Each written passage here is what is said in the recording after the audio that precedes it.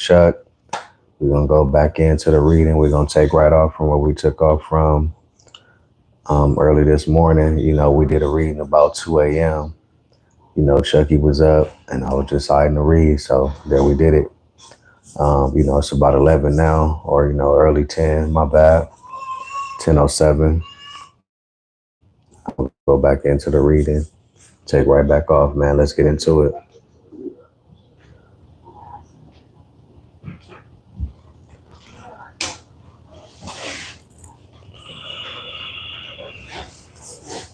When you speak of failure, you attract failure. When you speak of success, you attract success. I once made a survey of more than 30,000 men and women to ascertain their staying qualities in the face of failure and defeat.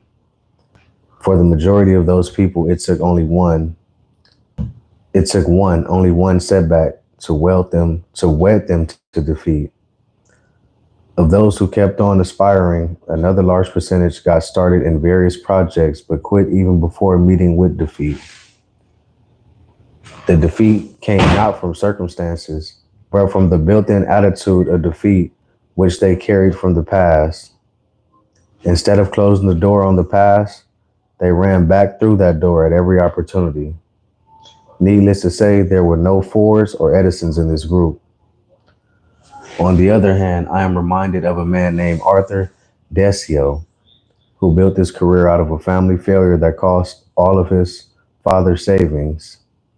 It was a business in mobile homes, which never got going. Now the father handed it to the son, hopelessly. What could Desio do, then in his 20s, do with the business? Most men would have liquidated it on the spot. Starting in his garage next to the railroad tracks in Elkhart, Indiana, Mr. Desio first designed a small, easy, transportable mobile home, and which research has shown him was needed. Later, he applied General Motors methods in a business which never he had known them before. He introduced frequent model changes. He built a network of dealers. He brought out 4 lines of mobile homes, each competing with the others. His company sales in 4 years have increased 500%, and Mr. Desio has made $5 million out of the business that was about to fail. Today's population includes a large proportion. How you doing, man? Appreciate y'all for tapping in. Let's continue on with the reading. Today's population includes a large proportion of young marrieds, and retired couples, both groups being prime customers for mobile homes. Of course, Mr. Desio realizes this, for every age has its special ways. The many failures who turned up in my survey of some years ago displayed a failure quality which belongs to any age. Not only had those people failed, but they kept on living with their failure. They spoke of it in preference to other topics. They lived in the past tense, reliving the pain of what had been. Those who succeeded, however, spoke in the future tense. Their eyes were not upon their past, which often contained a good share of mistakes, but ever upon the future, upon their great objectives. This too was the invariable case with those 500 and more vastly successful men whom I interviewed at the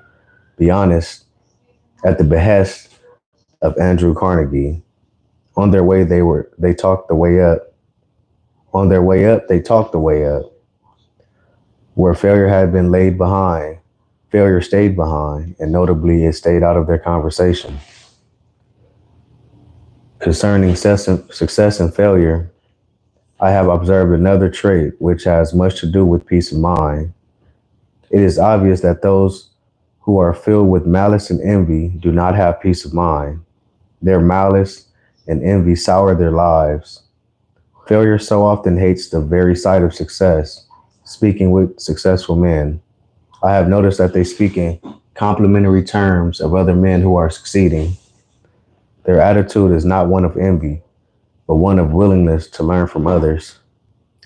The failure, on the other hand, goes out of his way to find some adverse criticism of a successful person.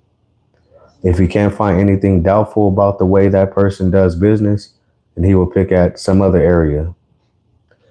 His malice is evident, and so is the sad fact that he can not only command what money can buy, but he cannot attain peace of mind.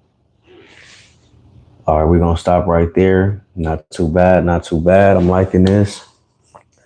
If anything, too, y'all got some suggestions on the next book we should go to after this one. That's cool, man. Make sure y'all leave it in the comments. This was just something I decided to start with as far as first books to read on this YouTube live thing. But I know there's a million books out there, man, and there's a lot probably better than this. So, leave some comments. Let me know, man. Like and subscribe. It's your boy Chuck. We out.